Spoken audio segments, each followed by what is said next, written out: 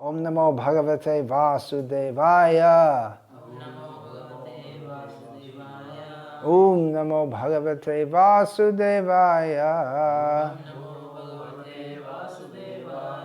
Om Namo Bhagavate Vasudevaya.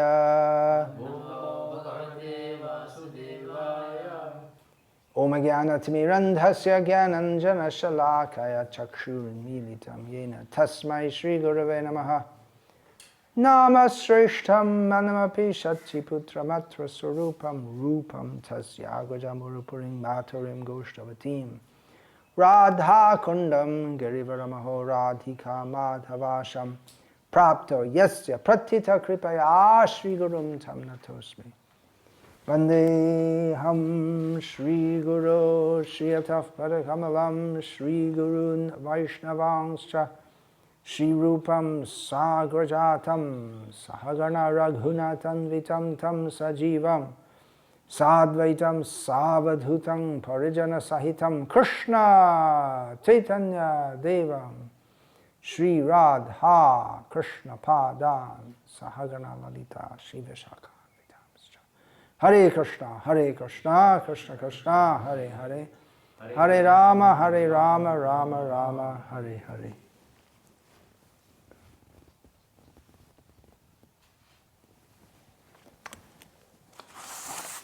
Starting another project, discussing the divine qualities of His Divine Grace Srila A.C. Bhaktivedanta Swami Prabhupada.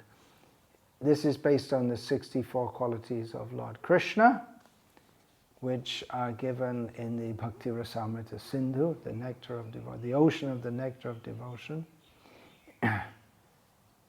Now, Krishna's qualities are unique. We have words which describe qualities that we observe in people of this world, qualities like beauty, compassion, mildness, anger. These are different qualities. But in Krishna, they are absolute and complete. He is Purna. And the jiva can also have qualities, but can only reflect those qualities to some extent. Cannot have them in full. Although Krishna can infuse his qualities in others. If someone is angry in this world, that is a reflection of the anger of Krishna. But the pure devotees of Krishna, they are on the same level of Krishna, not in quantity but in quality. And thus the qualities of pure devotees are simply astonishing to persons like ourselves who are stuck in the three modes of nature, mostly the lower modes. And we're simply amazed to see qualities from the transcendental platform. And actually that was the fact when Srila Prabhupada was personally present to our vision. It was clear to those whose eyes had been a little opened by his mercy that he was simply not a person of this material world. He was extraordinary in everything that he did and said. Speaking is most important. By his speaking, he uplifted the world. By his very presence, he uplifted the world, but his instruction is the words that came through from the spiritual world. They enlightened those who are fortunate enough to let those words enter their hearts. So just like it's very difficult to explain Krishna, it's very difficult to explain who is Srila Prabhupada and the effect his presence had on others. At the same time, it's very purifying and very pleasing to attempt to explain such qualities. And doing so is the perfection of our life. We can't understand everything about it. Vaishnava kriya mudra bigeha nabhujai. Srila Prabhupada used to state this. It's a paraphrase of a statement in Sri Chaitanya Charitamrita, that even a very learned person of this world cannot understand the activities, the actions of a pure devotee. In Gita we also have Arjuna asking Krishna, early in the Bhagavad Gita, Stita pragyasya ka bhasha, samadhi stasya keshava, stitadi, king prabhasheta, kim asita vrajeta kim. Arjuna asked Krishna, oh, what are these self-realized persons like that you're talking about, Krishna? I mean, what do they do? How do they walk? How do they talk? How do they move? How do they sit? They're in samadhi, they're in a different state of consciousness. What are they like? How do you recognize them? So Krishna, he gave a reply which didn't exactly say, well, he sits at a 45-degree angle. He didn't say like that. Prajahati yada kaman sarvan patam gatan atmanye vyatmana tushta stitadiya stita pragyas tadochate. Krishna said that the symptom of a self-realized person, stitadi, one who's situated in transcendental intelligence, his symptom is that he's withdrawn his consciousness from the consciousness of trying to enjoy this world. And he's situated in the self. And for a pure devotee, he's not only withdrawn from the world, but he is situated in the spiritual world.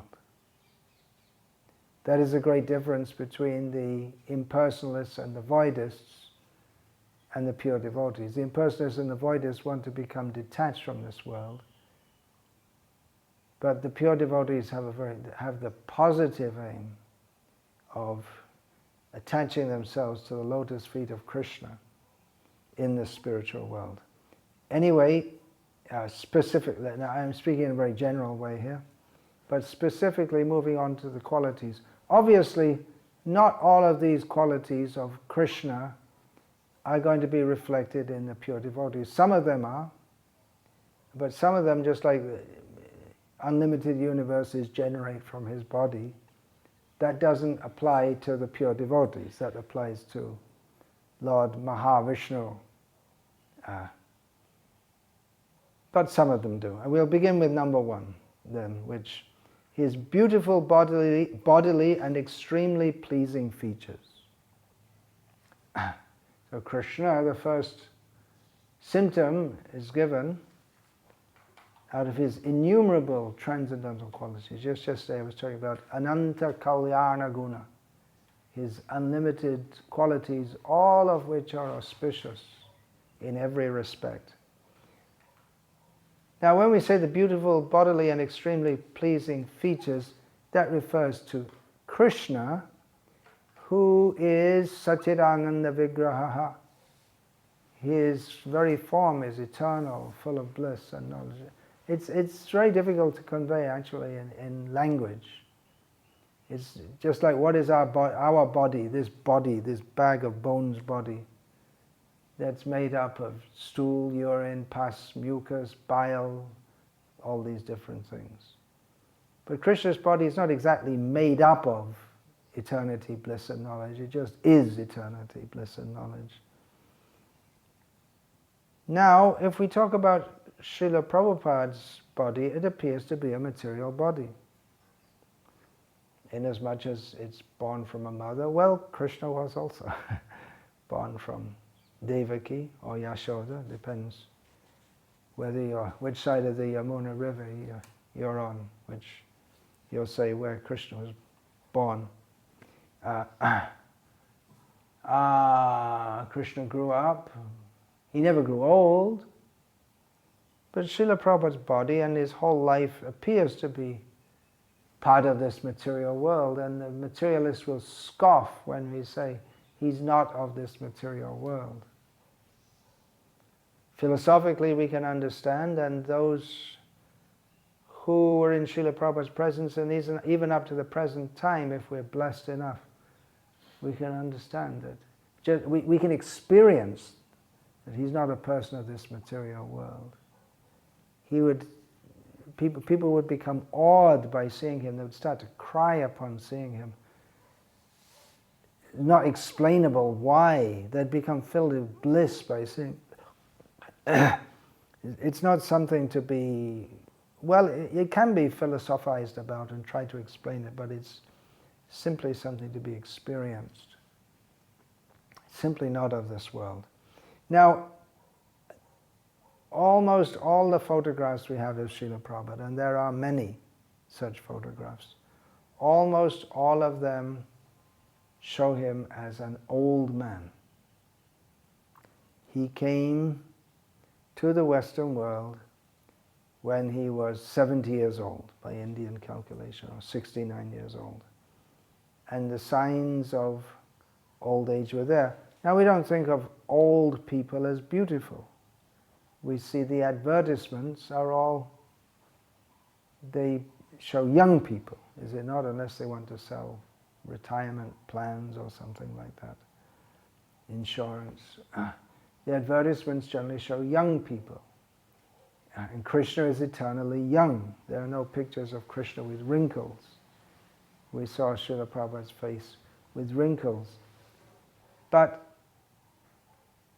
devotees would say, oh, he's so beautiful. And what is that beauty? Well, his bodily features did not look ugly due to old age. For that matter, Srila Prabhupada, from the, if we, in one sense we shouldn't, but if we compare his bodily features to someone who is considered very good looking, they're actors, generally the film actors, they're very good looking. And the actresses are very beautiful. And everyone will agree that they're beautiful.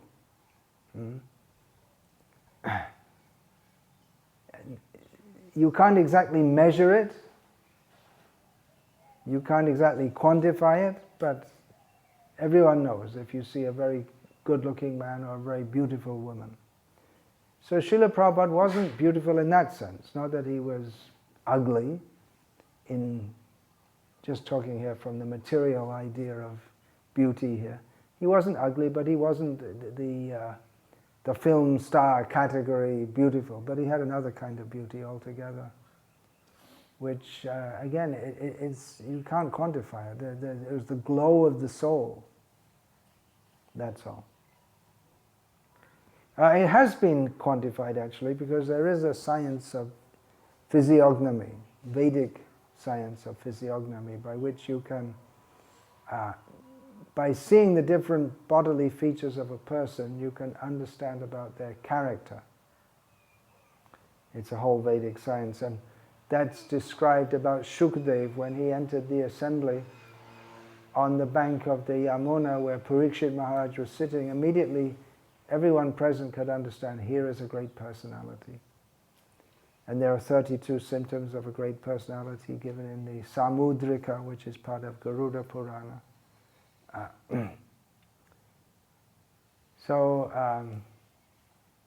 My one godbrother, Patit Pavan Prabhu, along with his good wife, Abhay Mudra Dasi, have published in English some analysis of Srila Prabhupada's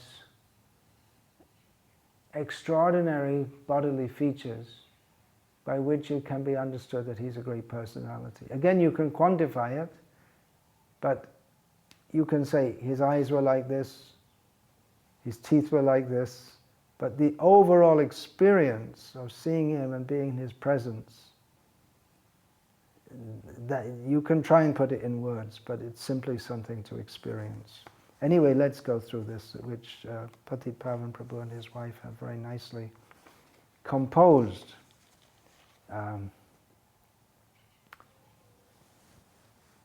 You've all seen photographs of Srila Prabhupada, so there are so many.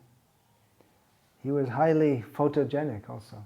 I never heard of photos of Srila Prabhupada that the photographers had to dump or scrap because he looked odd. He was highly photogenic. Without trying. He wouldn't pose for the camera. Oh, now the camera's on there, I have to. Oh, I better look good. Although he did try to dress nicely, understanding, as he said himself, first dress, then address. But he wasn't hung up on trying to look good. He just looked good, that's all, automatically. All right, let's read from Patit Pavan Prabhu's Physiognomy of a Pure Devotee. So, he has written, Srila Prabhupada's eyes were warm and beautiful, with protruding skin all around them. His brown eyes show warmth and a refined writing ability. Now you may wonder what this is all about. Well, it's the science of physiognomy. By seeing bodily features, you can understand specific traits of a person. Then he continues, the baggy eyes illustrate deep memory and facility to grasp facts. The high distance between the iris and the eyebrows show an explicit ability to grasp shape, color, and geometrical variations of abstract as well as manifest phenomenon. I'm not exactly sure what that means. It sounds, it just gives the general idea, ability to immediately see, and by seeing to grasp, to understand what various phenomena, what various things are. His, Srila Prabhupada's thick and long eyebrows show deep thinking and an enormous capacity to love. Now those are two features of Srila Prabhupada. Deep thinking and an enormous capacity to love. The flat cheeks display his facility to move among others without being invasive, although the distinctive space between the upper lip and the nose shows an impressive and commanding personality. Yet Srila Prabhupada was able to move among all different kinds of people. People would feel comfortable with him unless they were demons, and he'd get on their case. And he definitely had an impressive and commanding personality. The thick lips confirm his exquisite sense of that which is beautiful and is worthy of attention. So definitely Srila Prabhupada had a sense of that which is beautiful and worthy of attention. He was not in the slightest bit attracted to the beauty of this world, because he was attracted to the beauty of Radha and Krishna. And he knew that this subject, Radha and Krishna, this is worthy of attention. And he gave himself, Srila Prabhupada gave a lot of attention to the fact that people are suffering miserably in this world. And he applied his intelligence to uplift the suffering people of this world. Then, going on, Srila Prabhupada's thicker upper lip shows simplicity of expression and the ability to condense difficult concepts into a single statement that is easily understood. That was a consistent feature of Srila Prabhupada, that difficult philosophical concepts, the highest philosophy of the absolute truth as given in the Srimad Bhagavatam, and Srila Prabhupada would just, in a few words, easy English, which he would express that. And English, just to give a modern example, the two most prominent computer operating systems are those of Mac and Windows, Microsoft. And they have similarities, but you can't run one on the other very easily, or you have to have some special interface. They have a different basis altogether. So English wasn't meant for, it's just like Windows isn't made for running Mac programs. So English wasn't meant for describing the absolute truth. English language was developed on the basis of sense gratification and let's go to hell, and think that we're very civilized while we're doing so. But Srila Prabhupada has that amazing ability to just take concepts from a different culture, different understanding altogether, put them in English, get people to understand them, and not simply understand, but Guru Mukha Padmavaka Chitete Koriya Aika, to impress them in people's hearts so that they would become one with their heart and dedicate themselves fully to that. Arna Karihamonayasha. And fully realize them and understand them. Even in material subjects, Srila Prabhupada could capture the whole situation with just a few words. I'll just give an example from Bhurijan Prabhu's wonderful little book, My Glorious Master, describing in short anecdotes some of his interactions with Srila Prabhupada. I believe it's in that book. Maybe it's in another book. But anyway, that My Glorious Master is certainly glorious. So, Srila Prabhupada was in Japan, and he was giving a talk. And some woman came inside and started shouting at Srila Prabhupada and everyone else in Japanese, which Srila Prabhupada didn't understand. And, or maybe he did understand, but at least conventionally he showed that he didn't understand. So he asked, so what's going on, what's she saying? And someone who translated said, she's upset because the devotees had made her, she's the landlord's wife, and she's upset because the devotees had made her husband clean out the sewage overflow, something like that. And then Srila Prabhupada understood, and he just leaned into the microphone and said in 2 words, Japanese landlady. That's all, as if to sum up the whole phenomenon.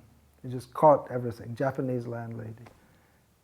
And then she also, somehow or other, she couldn't understand what was going on, but she also understood, oh, I've been put in my place, and she trotted out. Just one little tiny anecdote from the ocean of Srila Prabhupada's activities in this world. His bold chin explains his bravery as well as deep compassion for others. Yeah, that's one feature, to have a strong chin, to brave, bold, and compassion. All can be seen from his chin, from those who know the science. The dimple in the middle of Srila Prabhupada's chin is the mark of an undisputed leader. Undisputed leader, yes. Srila Prabhupada himself told the story or the anecdote that when he was born, the standard thing in better families in India, when the child is born, the note is taken of the time, the place is there, that's known. It's given to an astrologer who will calculate the chart. And so Srila Prabhupada had his chart calculated, and there are various features there. And Srila Prabhupada said in Hindi, or Urdu, one feature that the astrologer mentioned, hukum chalega. You know that word, hukum? It's an Urdu word. It means order. His order will be followed. In other words, he will be a leader. So that was there. That was there. By physiognomy, you can understand about a person, and by astrology. There are various ways we can understand. Undisputed leader. And Srila Prabhupada said he was always the leader among his friends. He was always leader by character. Then, when he spoke, he used to show mostly his lower teeth. This fact shows the great compassion embedded in his character. Srila Prabhupada's broad nose, have you noted that? A very broad nose. Exhibits great particularity in work, attention to details. And his large nostrils shows a man that is outwardly wealthy. Yeah, that would show a man who is outwardly wealthy. Of course, we don't think of Srila Prabhupada as an ordinary man, but anyway, this is the science of physiognomy. His double chin shows a realization of goals achieved in later years. That was another remarkable fact of Srila Prabhupada. In later life, his goals were realized. His large ears signify wisdom and a sense of hearing that goes beyond the material world. He can hear all the way to the spiritual world. The unique facial features of Srila Prabhupada reveal many facets that can be read with great depth. Yet still another attribute is the shape of his cranium, revealing the features of his brain, something which we can study freely due to the fact that his head was always shaved. He had his own distinct walk with a cane that many tried to emulate. With his head in the air like this. Sometimes devotees would try to imitate that. However, it would appear that a person must actually be self-realized in order to hold his head at such a dignified angle. Like that. So he's actually self-realized. Srila Prabhupada would walk in a way that he's on top of the whole world. Srila Prabhupada's features were extremely vibrant and therefore emanated the light of real beauty, eternal life. He was unique in the entire world, and his face, as well as his entire appearance, reveals his transcendental and worshipful qualities. So when we're talking about the body, generally we talk about the body, material body. We don't want to concentrate on the body at all. The body is something material. Krishna's body is spiritual. A pure devotee's body is also spiritual, in the sense that it's spiritualized, just like an iron rod in fire is fireized. It acts just like fire. If you touch it to someone, it'll burn them just the same as fire. So Srila Prabhupada's body was entirely spiritual, because every atom within it was meant for serving Krishna. So in the spiritual body, we start by meditation from the feet. Here's a very nice meditation on Srila Prabhupada's lotus feet, or a comment from Hari Shauri Prabhu from his Transcendental Diary. And it really is transcendental. So just a little comment.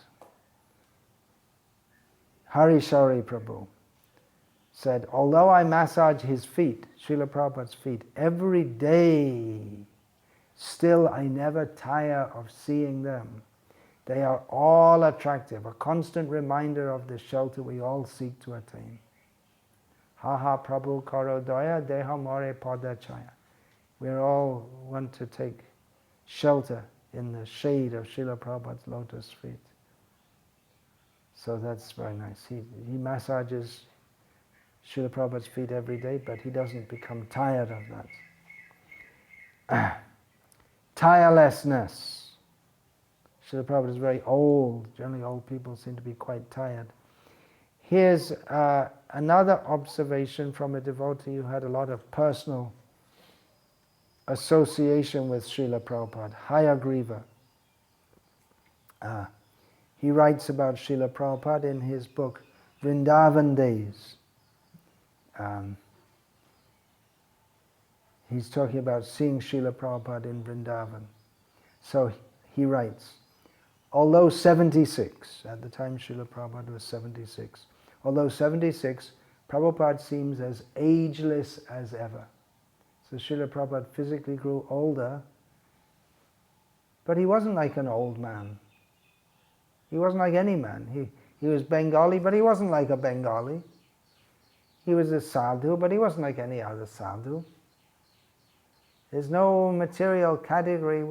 You can say, I mean, there's no material category to fit him in. And you can find some official biography of him in an encyclopedia or something. He was a sannyasi, he was a sadhu, he was the head of a religious cult. He's Bengali, but none of these describe him. He said about his own guru, he was a Vaikuntha man, Vaikuntha Purush. So he's ageless. Hayagriva goes on, his head is freshly shaved and the aroma of mustard seed oil tells me that he has just received a massage. His complexion is radiant. Yeah, I'll get back to that later, how he's glowing. His eyes are clear, his face full and healthy. This is the face that attracted me that day when I was walking down New York's Houston Street and first met him. The face that met so many young seekers to that little storefront temple on Monday, Wednesday, and Friday nights. That's something that Hayagriva referred to several times, and it's a historic moment in the history, the spiritual history of the world. That Srila Prabhupada just walking on a street, in some street in New York City, and he came across this young, big-bodied, bearded man, and they met, and they exchanged, oh, who are you, where are you from? That was Srila Prabhupada meeting with Howard Wheeler, who was in many ways instrumental to the whole Hare Krishna movement in the West getting started, and as much as Howard started to bring he went back to the apartment he was sharing with Keith Ham, Wally, don't know his second name, and I don't think Chuck, it was Chuck Barnett who became Achyutananda. Keith Ham became Kirtananda, Wally became Umapati, so those three were staying together. And Harvey, who became Hayagriva, brought the other two, and then they all started coming regularly, and they formed the first nucleus of steady followers of Srila Prabhupada. It's like a crystal. If there's a saturated solution, you might remember from school, from your chemistry class. If there's a saturated solution, you have to put a little crystal, a little salt or whatever, and then the crystal can form around that. There can be all the potential to form a crystal, but you have to have a little to make the rest form. Something like that, yogurt, you have the milk, you have to put a little yogurt culture, and then the rest becomes cultured like that. So in the same way, this first nucleus gathered around Prabhupada, and then they got to know what was going on to some extent, and then when others came, they would bring them in and talk with them, and in this way, they became the first followers, and other followers came in, and then the whole thing started to grow, and eventually it snowballed. And the first of Hayagriva's books was called the Hare Krishna Explosion. So this is Vrindavan Day. So he remembers always that first meeting as if by chance, all arranged by Krishna. Anyway, we're talking about Srila Prabhupada's divine, beautiful form. So he remembers that, oh, now I'm seeing him, 76 years old. That was 6 years after I first saw him. This must be around 1972 then, when he's writing or remembering this. It's the same face that attracted me then and attracts me now. For us, Hayagriva says, his face embodies all the attractive qualities of devotion, for it's a pure, truthful, and compassionate face. Where do you see that? You can see the beautiful faces of the film stars. Do you see any face that is pure, truthful, compassionate? No. They may have some physical beauty, but not the beauty of the soul.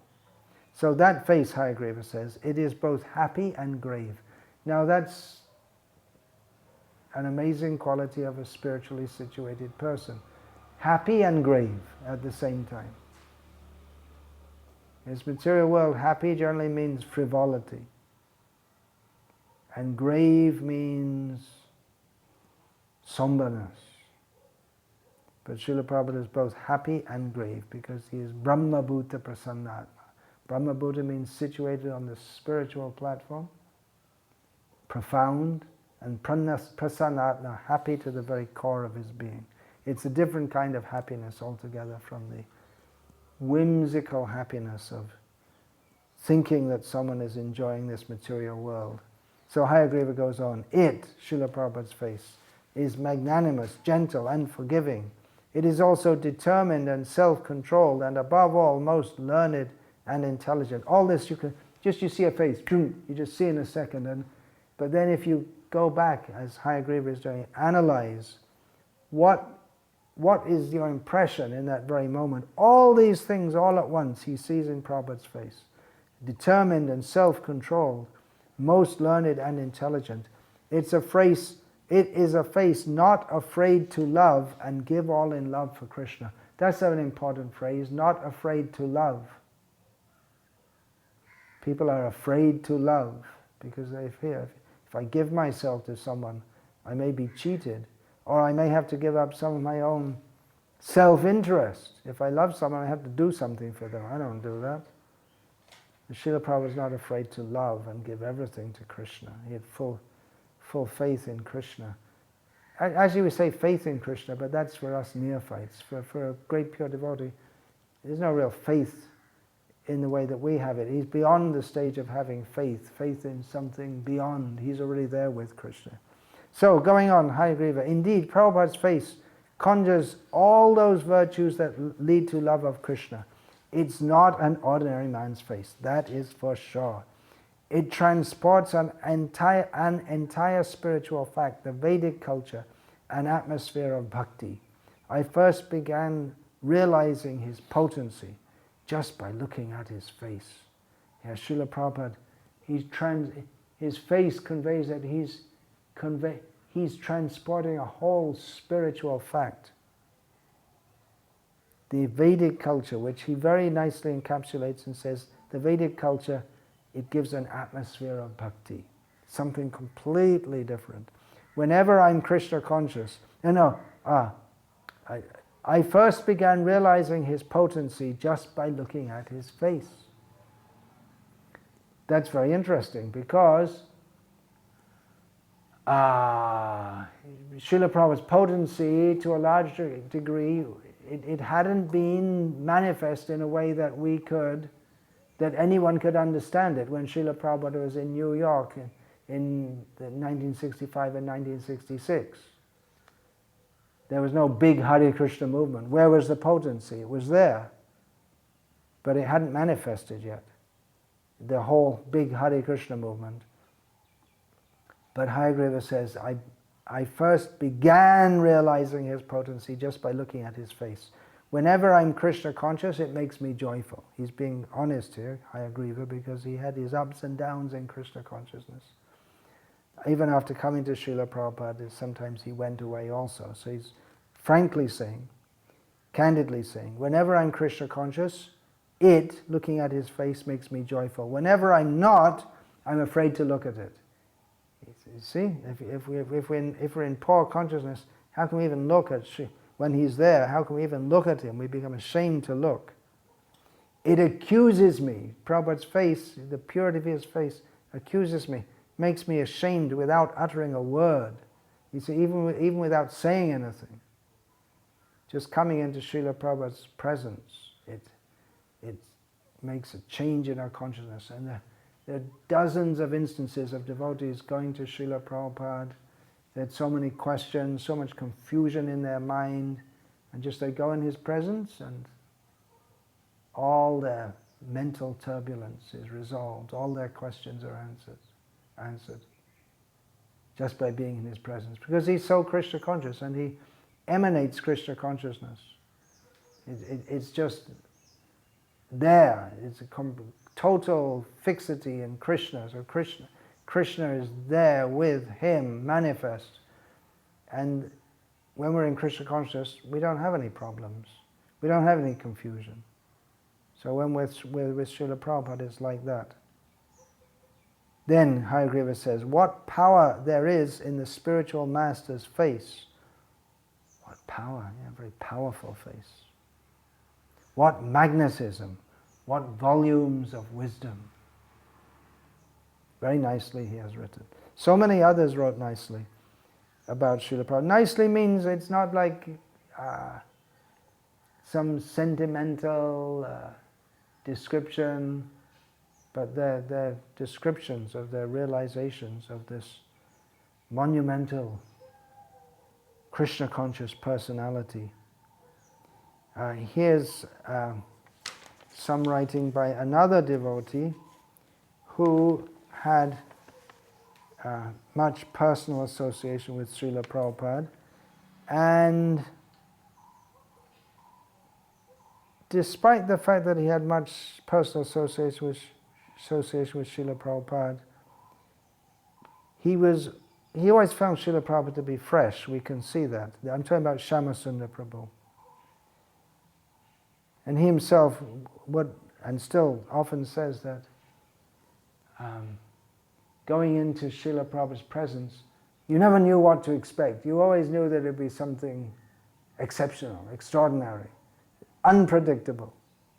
In many ways, Srila Prabhupada is predictable, in as much as we knew he was going to be Krishna conscious.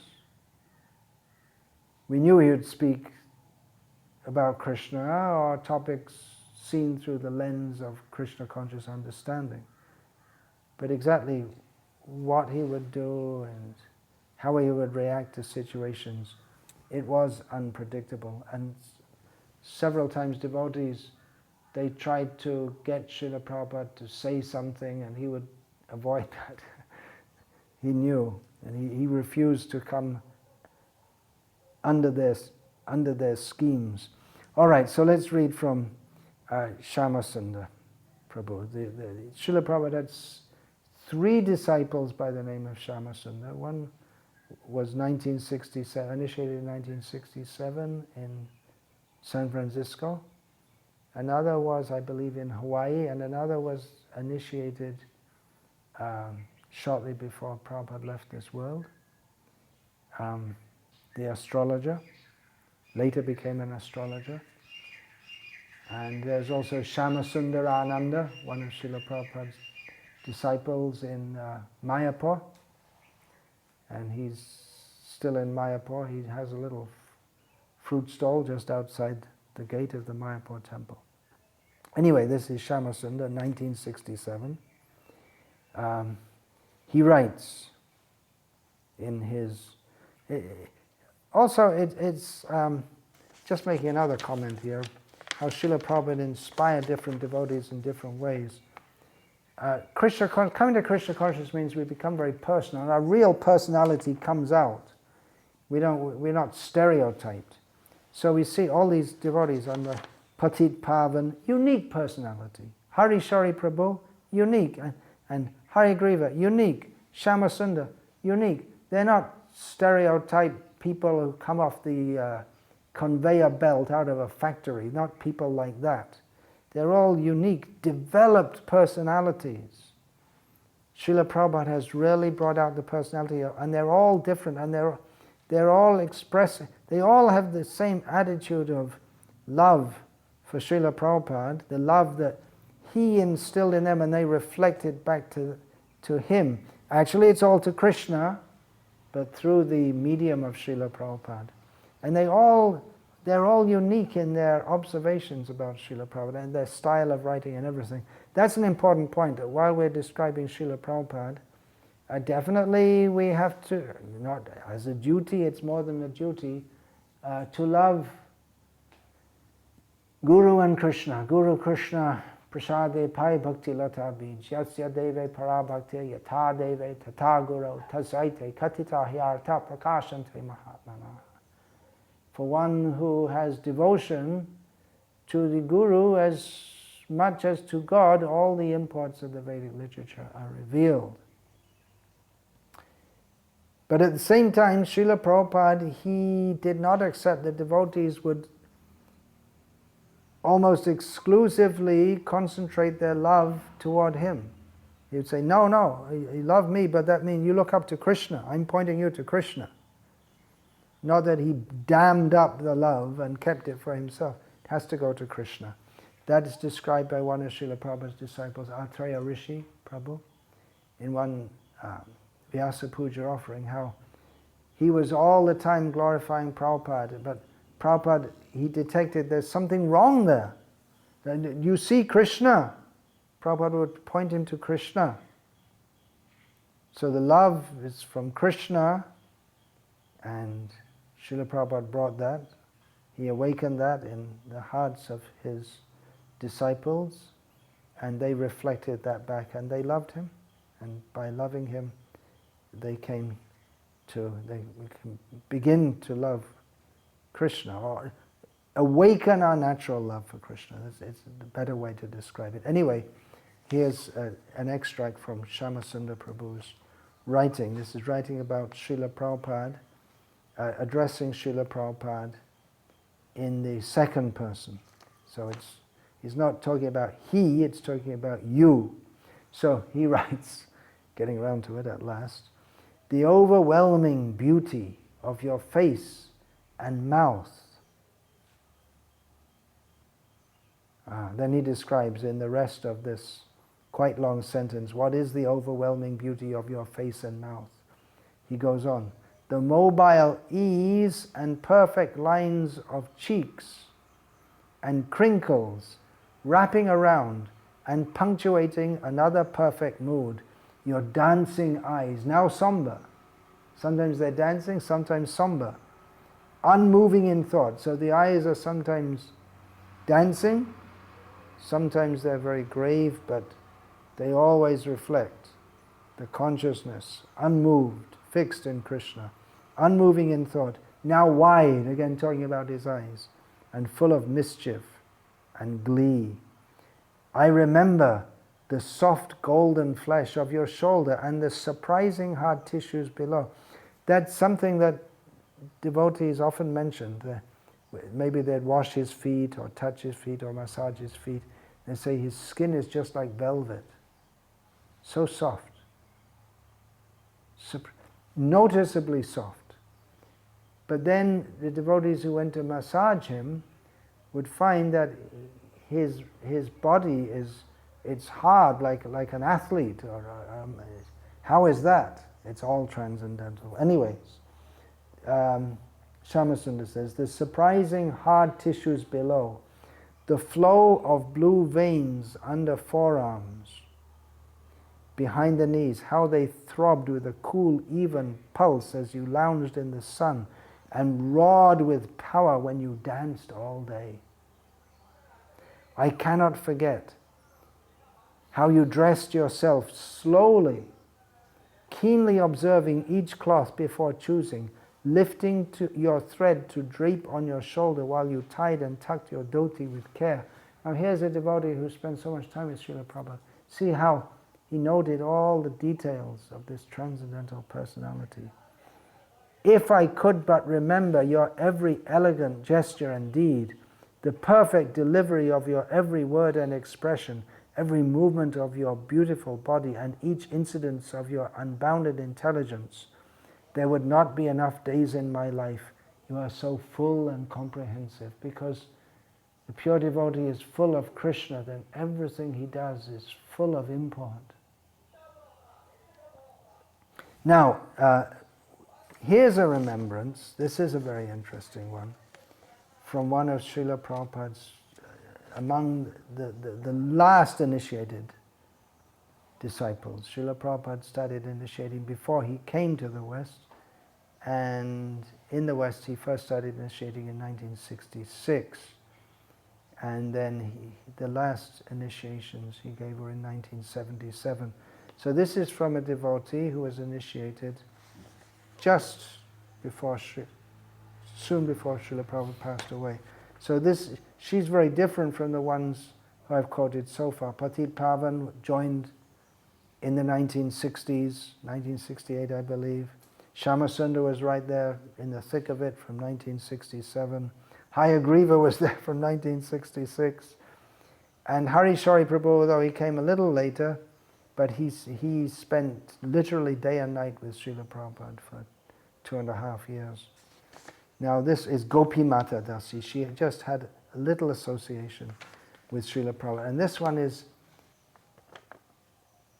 unique in as much as she first saw Srila Prabhupada when Srila Prabhupada came to England from Vrindavan. I believe it must have been late August 1977.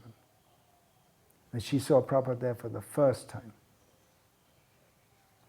And Srila Prabhupada at this time, from the external viewpoint, his health was much degenerated. He was very weak. It was visible that he was in very poor health. Speaking conventionally, he's always spiritual. So most of the devotees, they were distraught upon seeing Srila Prabhupada in that situation. They'd seen him dancing in Rath Yatra, full of power like a lion, roaring on the Vyasa-san. And when they saw him, he had to be carried everywhere, in and out of the temple. He was hardly eating. So they were really distraught. But she gave she had another kind of impression. For her, it was her first vision of Srila Prabhupada. She'd just come from America. She came to England in March of 1977, and she joined the temple there, and she was excited, as everyone else was. She didn't expect to be able to actually see Prabhupada, but she wrote, many of the older devotees were pained to see him in that condition, but to me, it was the first time I saw him. And he was so incredibly attractive. He was glowing like the sun, just so beautiful, like the ripened fruit of tapasya. I had never experienced anyone who was exuding so much love. I was astonished.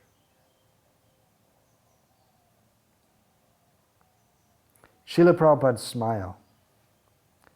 I'll read from Srila Prabhupada's own writings, from his purport to Srimad Bhagavatam, Canto 3, Chapter 22, Text 21. Srila Prabhupada writes, pure devotees are so absorbed in thought of Krishna that they have no other engagement. Although they may seem to think or act otherwise, they're always thinking of Krishna. The smile of such a Krishna-conscious person is so attractive that simply by smiling, he wins so many admirers, disciples, and followers. Now I'll read from a Vyasa Puja offering, penned in 1972, coming from ISKCON Philadelphia. Exactly who the author is, we don't know. It is a meditation on Srila Prabhupada's smile. Your smile is the radiant sunshine that lights our every day, guiding us back to Godhead, the Harer Nama way. Your smile alone, Srila Prabhupada, can make the world Krishna conscious. The darkest regions, we, dark, covered souls, immediately respond with bliss, dancing and singing in ecstasy to see you smile. This, your smile alone, Srila Prabhupada, can make the world Krishna conscious. Our fondest dream, our only hope, to please your divine grace, to somehow coax your beautiful smile upon your lotus face. Your smile alone, Srila Prabhupada, can make the world Krishna conscious. Thank you, Srila Prabhupada, for appearing a while, but mostly, Srila Prabhupada, thank you for your smile. Your smile alone, Srila Prabhupada, can make the world Krishna conscious. So smiling, and then the next thing we can think of is his laughter. Here's a comment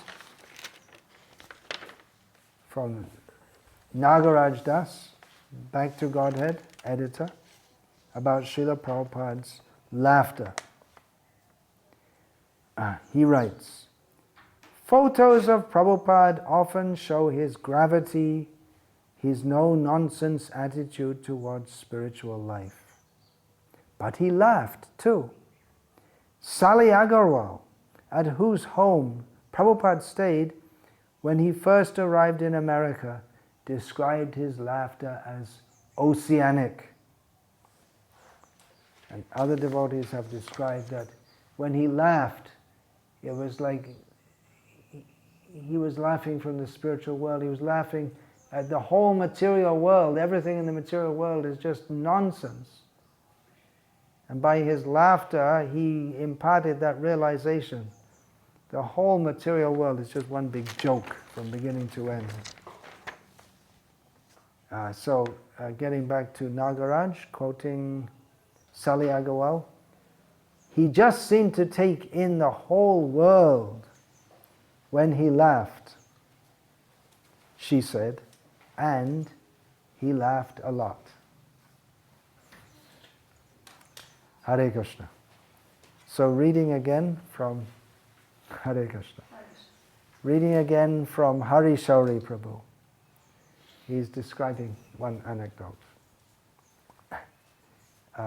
in which, I'll just make it a bit brief, but Srila Prabhupada is just with a few devotees in his room. This is going on against Prabhupada's smile and his laughter. So just with a few devotees in the room, Srila Prabhupada is giving an example of how Maya works. And he's recalling from his school days. You two just came from school, huh? Yes. And little girl also came from school. So, what do the teachers do when you're naughty? You're not naughty, you're a good girl, is it? Boys are sometimes naughty, girls are not naughty, is it? Yes. Boys are sometimes naughty? Yes. Yes. What does the teacher do when the boys are naughty? Beats them. All right. We'll have the police here now. Child abuse. So Srila Prabhupada described, if the two boys were fighting in the class, the teacher would call them to the front of the class and make them hold each other's ears and then pull, so they punish each other. So Srila Prabhupada said, in the same way Maya brings together one Churchill and one Hitler, and in this way they're pulling each other, and they're thinking, I'm a big leader, but actually it's just Maya is making them give pain to each other. And Prabhupada said, and the foolish people glorify them. The thought of the scene so humored him, Srila Prabhupada, that even before he finished, he began to laugh heartily. His shoulders and belly shook, and his brilliant teeth flashed with like pearls in the sun. When Prabhupada smiles, the entire room, even the universe, seems to light up. This whole world is dark. But when Srila Prabhupada smiles and laughs, it's like the whole universe is lighting up. It's a Vaikuntha smile that spreads transcendental effulgence everywhere around. Prabhupada's mood was so open and congenial, it seemed, if just for a moment, that we had joined a picnic with Krishna and his cowherd boyfriends, joking and laughing in the forests of Goloka. Because Srila Prabhupada's there with Krishna, and when we're with Prabhupada and he's smiling and joking, it's the same mood that he'll be with Krishna, smiling and joking in Vrindavan. We laughed with him, glancing at each other in appreciation and wonder as to who this extraordinary personality, Srila Prabhupada, really is. He is far beyond our comprehension, yet we feel ourselves extremely fortunate to share these intimate moments with him. That just reminds me of one thing. It was in the ISKCON Berry Place temple in London. We used to always play, especially in the kitchen area, because the kitchen was busy about 20 hours a day, early in the morning, starting, and then going up to late at night. By the time, when all the cooking was over, then they cooked the milk sweets for the morning, and then by the time the cleaning up, it was usually about midnight, and then at 4 o'clock would open the kitchen again to get the sweets and get them, and then the cooking would start. So it was, but all the time there were tapes of Srila Prabhupada playing, either lectures or kirtans, and just one time, it may have happened many times, but just one time, we used to take milk at night down in the basement. The kitchen was down in the basement, and there was the tape playing of Srila Prabhupada singing Haraye Nama Krishna Jadavaya Namaha. And we'd heard it many times. We were just taking milk and we were listening. And then in that, Prabhupada's voice cracks with emotion of love, and we just looked at each other. Who is this Prabhupada? Hari Shari says, we feel ourselves extremely fortunate. Then Srila Prabhupada's eyes, devotees, very expressive eyes. Often devotees explained or recalled how Srila Prabhupada's eyes would grow very big in wonder or astonishment. Sometimes Srila Prabhupada would look at someone. I personally had that experience, and many, many other devotees had that experience. Srila Prabhupada looks at you, and he doesn't just see the outside form, but just sees your everything, looks right into your heart. And what he can see at that time, you can see also, which you wouldn't normally see. In one moment you can see all the bad things in your heart, and you know he sees. He sees that. But he doesn't reject you. But you feel ashamed. What is in my heart? He can see that. So Srila Prabhupada, he's seeing, it's not just like seeing the outside form. He sees right into our heart. Another feature Srila Prabhupada see, his eyes, they were anger. That was another feature of Srila Prabhupada. It wasn't all smiling and patting children on the head. He would often get very angry, and his eyes, it was as if he was going to burn up the whole universe.